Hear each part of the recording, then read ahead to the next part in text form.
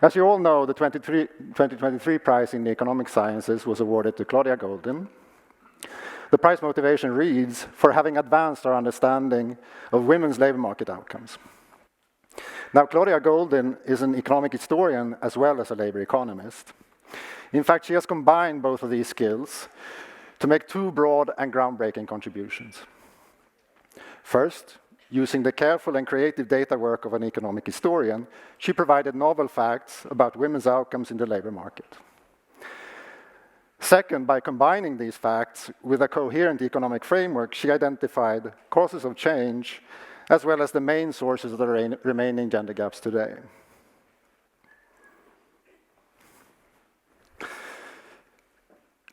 Claudia Goldin was born in 1946 in New York, and she grew up in the Bronx. She obtained her PhD in 1972 from the University of Chicago. Academically, she has Nobel ancestry. She was supervised by Robert Fogel, the 1993 economics laureate. And Fogel, in turn, had been supervised by Simon Kuznets, the 1971 laureate. Claudia Goldin came to Harvard in 1990, where she became the first woman to be offered tenure at the economics department. She remains at Harvard to this day. Ladies and gentlemen, it's my pleasure to introduce Professor Claudia Goldin. The title of her prize lecture is An Evolving Economic Force. Please, Claudia.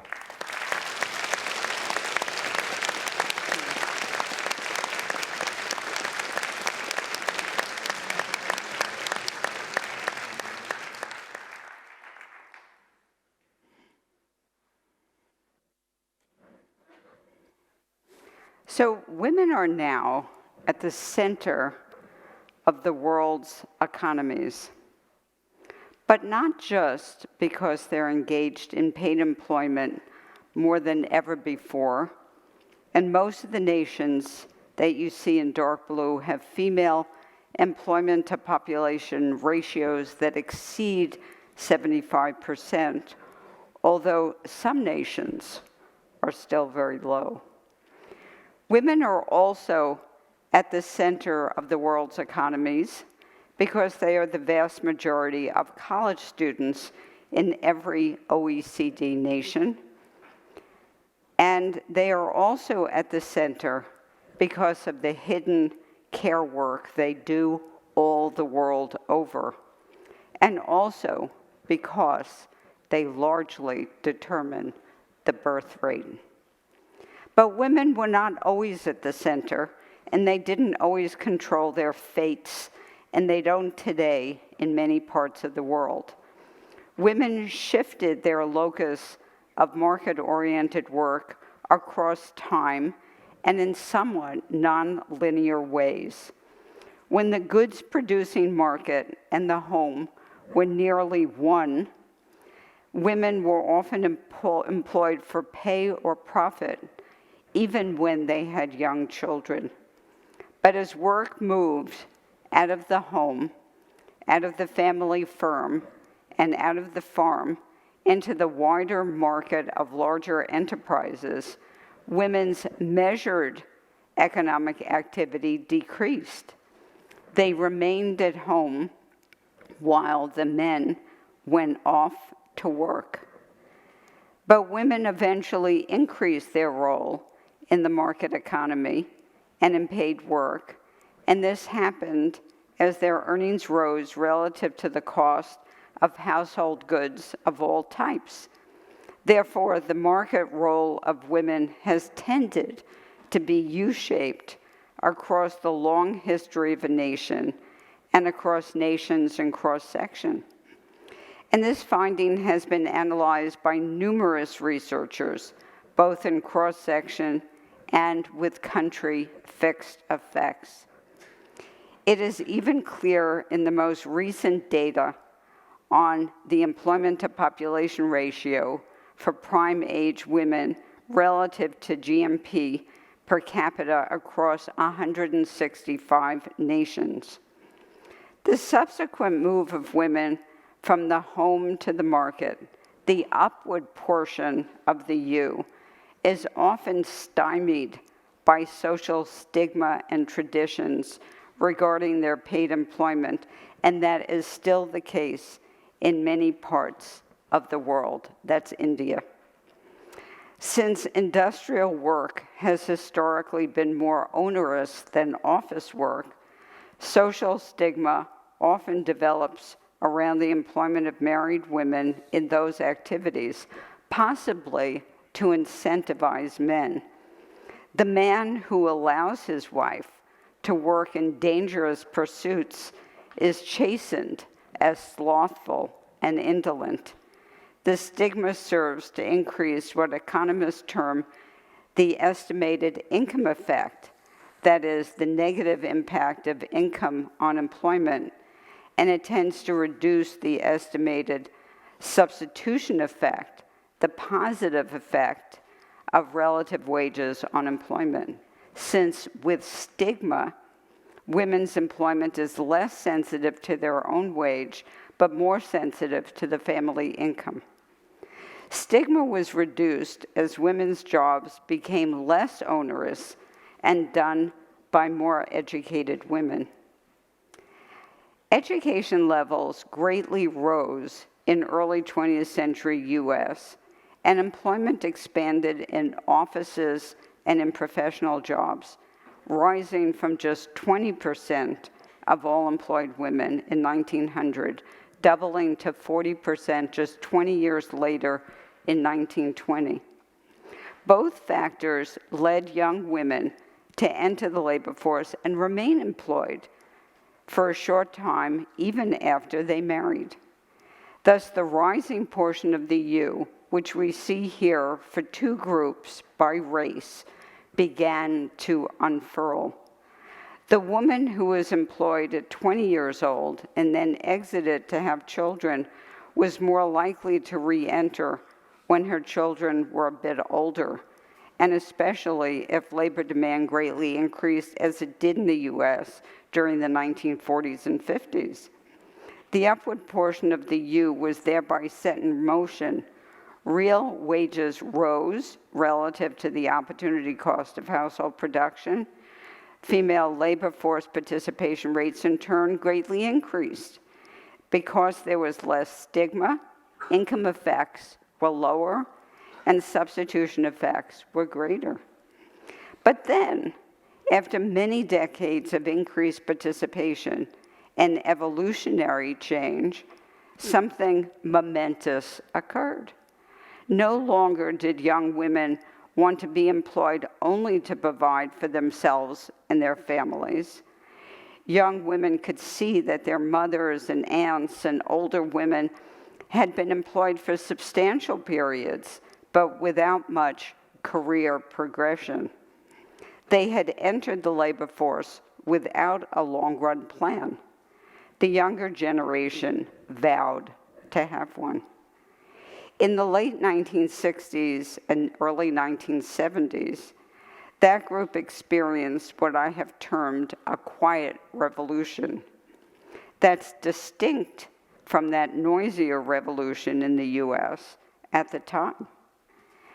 Then that noisier revolution brought about a movement that led to greatly expanded legal rights of women in employment, in education, in family, in credit, and in judicial matters. The inklings of a quiet revolution can first be seen when these women were girls. They took more math and science courses to prepare for college. They had rising expectations of their future employment, and they responded by increasing their college going and switching their majors to more lucrative career-oriented fields. By 1982, more females than males graduated college in the US. Today, women are 58% of those obtaining a BA degree in the US. And more young women than men attended college in every single OECD nation in recent years, as you can see. The prime drivers in the story that I've just told were set in motion in the early 20th century. They were carried through history by cohorts of women. Social and economic change is often slow to progress because it requires a succession of generations. One reason for the low birth rates in Southern Europe and in parts of Asia is that rapid economic and educational change often results in generational and gendered conflicts. As you can see, countries in which women do far more unpaid household work, and that's measured in hours per day, than do men, have a lower total fertility rate. Most of the long-term changes that I have mentioned were sparked by major technological changes, those that led to a shift from agriculture to industry, those that increased the economic returns to education, and those that altered household production and expanded markets in general. These were big changes, such as electricity diffusion, such as the growth of large-scale firms. But there was another critical innovation that was really small, as tiny as a pill. And in fact, it was the pill. It was the birth control pill, a female-controlled, reliable form of birth control. But to be fully effective in driving social change, it needed a shift in institutions. During its first decade or more, the dissemination of the pill in the US was governed by state laws, and in other countries by their laws.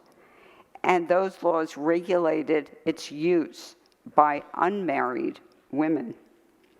But by the late 1960s and early 1970s, change occurred, and young single women, even on college campuses, had legally gained access to this form of birth control. By 1970, the median age at first marriage for women, for recent graduates of women born in the late 1940s, was younger than 23. Because of the pill, the age at first marriage began to soar. And 6 years later, it was 25. The additional breathing space before marriage and childbirth gave college graduate women time to enter law, business, and medical schools, maybe even start a PhD, although in this time of age, starting a PhD takes a very long time. Sorry to say. Professional school enrollment of women climbed rapidly, and this is the age of first marriage over here. Professional school climbed rapidly after 1970. College graduate women shifted from being teachers and nurses and librarians to being doctors and lawyers and professors and managers. And the shift was from planning for family and then a good job to desiring a career and a family.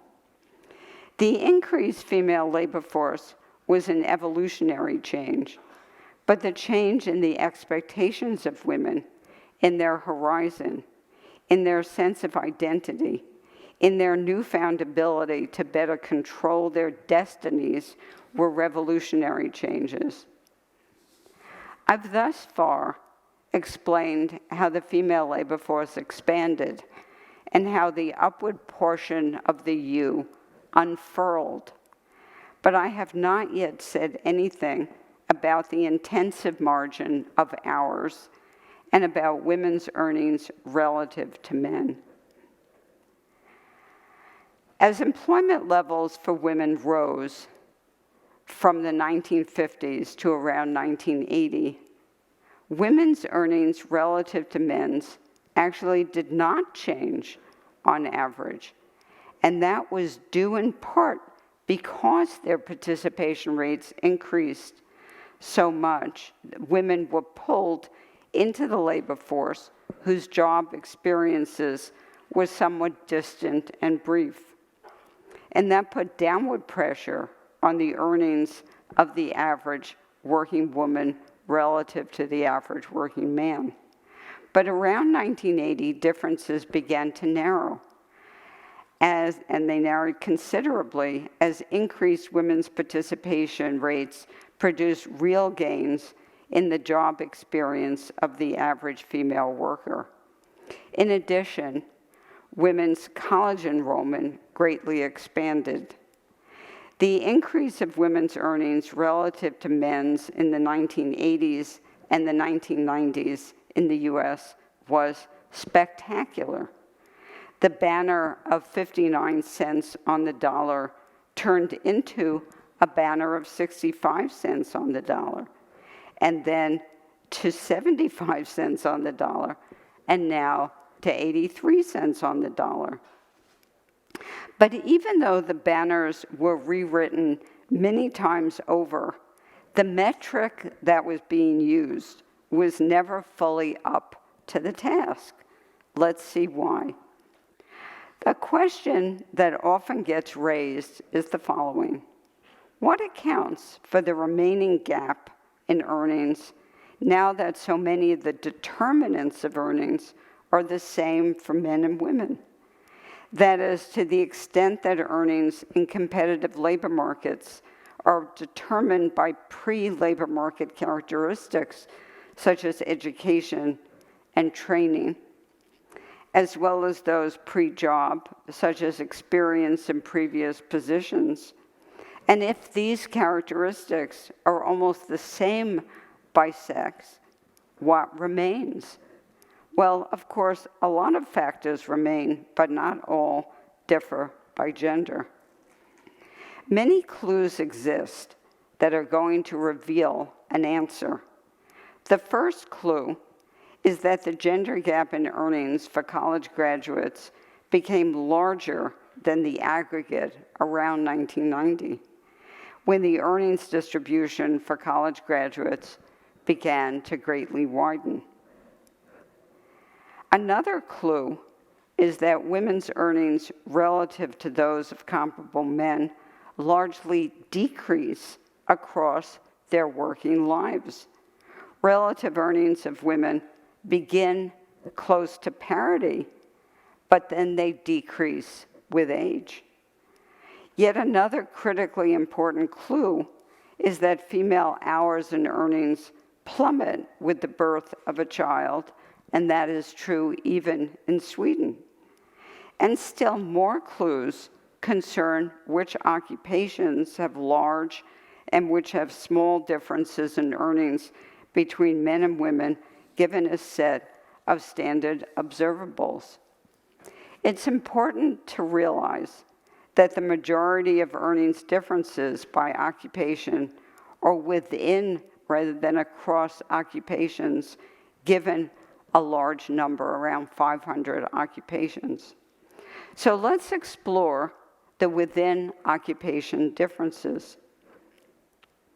I have categorized occupations by sector, whether they're in health, whether they're in business, whether they're in tech, whether they're in science, and then a grab bag other category. And this is mainly for college-educated individuals in medium to high wage occupations. And I have estimated residual sex ratios of annual earnings, and they are graphed here. Each of these dots is a separate occupation, and they're graphed here against male annual income, which is on the horizontal axis, going from about 60,000 to about 200,000. And in addition, the ratio of annual earnings by sex, which is on the vertical axis, goes from approximately 1, which is equality, down to around 0.65, and the negative numbers are the logs of those. I have found that gender gaps in earnings were generally higher in sectors like finance, banking, management, and other of the corporate and business occupations, which are the red squares here, and that they were lower generally in tech and science occupations, which are the triangles shown here, except for the deviant airline pilot. The many health fields, which are the blue diamonds, contain two groups. Those with substantial self-employment have larger gender earnings gaps than the others. Therefore, another clue about why there is persistent residual gender gaps in earnings concerns the large difference in earnings by sex across occupations. But what accounts for that? When mean hours worked by individual are included in the regression for annual earnings of full-time workers, the largest elasticities are for those in science, tech, the largest elasticities of earnings with regard to hours are for business occupations, and the smallest are those in science and tech and in health that don't have self-employment. Therefore, earnings rise more with hours in business occupations than in others. But why is that? I have termed occupations for which the implicit hourly wage increases with hours or with the intensity of hours to be greedy occupations. These greedy occupations have particular work characteristics as given by the BLS, the Bureau of Labor Statistics, ONET data set. And these are, for example, greater demand for FaceTime and client contact. They are occupations for which work is highly interdependent and in which it is less able to be done alone. These characteristics increase, I've aggregated them, across the horizontal axis in this graph toward the right, and they decrease toward the left. Along the vertical axis, once again, is the residual ratio of female to male annual earnings. The red squares, remember those are the business occupations, have the largest wage gaps and also the highest level of these ONET characteristics. And the green and yellow triangles have the smallest gaps and the lowest levels of the ONET features. So we can now put together the clues and understand why the gender gap in earnings widens over the life cycle of women, and why it is larger for women with children, and why it has been so difficult to close. It's not simply an issue of family responsibilities. It is also caused by the fact that the labor market offers choices that entice couples to forego couple equity. And for different sex couples, that means ditching gender equality along with couple equity. The greedier are some of the jobs, the more likely a couple with care responsibilities will opt to have one member of the couple take the greedy job and one take the more flexible job. In most different sex couples, this means that the woman will take the more flexible, lower paying job, and the man the greedier, higher paying job. Consider the following depiction of the relationship between earnings and hours on the horizontal axis, earnings on the vertical axis, for two jobs. One job is flexible, and that's the red line, and it has a linear wage with respect to hours. But the other job is not so flexible. It has the blue line, and it has a wage that rises with hours. A couple with children or other care responsibilities can't both work at the blue dot. The children would perish. They could both work at the red dot, but if they did, they would be leaving a lot of money on the table. So one works the flexible, less remunerative red job, and the other works the less flexible, more remunerative blue job. For many highly educated couples with children, she's a professional who is also on call at home, and he's a professional who is on call at the office. In consequence, he earns more than she does, and that gives rise to a gender gap in earnings, and it also produces couple inequity. But if the flexible job could be made more productive, the difference would be less, and family equity would be less costly. Couples could purchase it and reduce the gender gap. The point is that the gender gap in pay is not simply an issue of workplace discrimination and not simply one of biased supervisors. Workplace biases and disparities exist, to be sure, but even if the labor market were unbiased in all manners, a gender gap would still exist in pay and would be substantial. One part of the solution is to lower the cost of flexibility. The simplest way is to create effective substitutes between workers. And this has been done in various occupations that use IT effectively to pass information and hand off clients. Teams of substitutes could be created as they have been in pediatrics, anesthesiology, veterinary medicine, personal banking, many tech jobs, pharmacy, and primary care medicine. One silver lining to the dark times that we have lived through in the pandemic is that we've learned to use technology to work from home. And we've also used technology to do handshakes and conferences remotely, separated by kilometers, miles, and oceans. WFH, as long as it does not become work from hell, I see it has somewhere, has made the flexible job more productive. Remote business interactions have made the greedy job more flexible. Remote work has benefited caregivers, especially women. In conclusion, I have described an evolving economic force.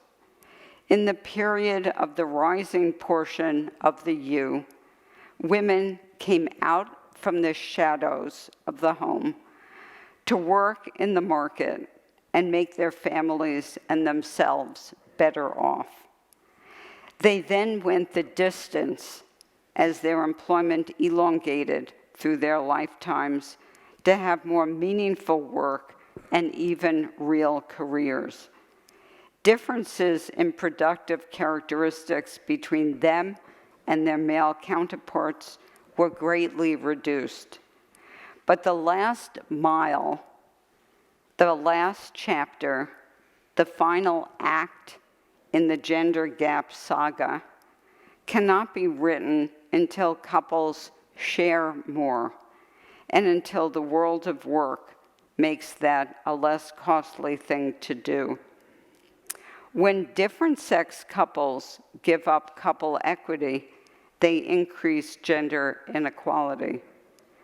When couples increase couple equity, they advance gender equality. I am proud to have been depicted as a detective by the Royal Swedish Academy of Sciences, but I could never have been an effective detective without the help of others. I thank Jacob Mintzer and Gary Becker and Esther Bozerup and Richard Easterlin for providing many very big ideas. And I also thank my co-authors and others, including 3 of my guests, for helping me add the evidence, the stories, and the history. And I thank my amazing dog, Pika, also depicted by the Royal Swedish Academy. And I thank the committee, and I thank all of you. Thank you.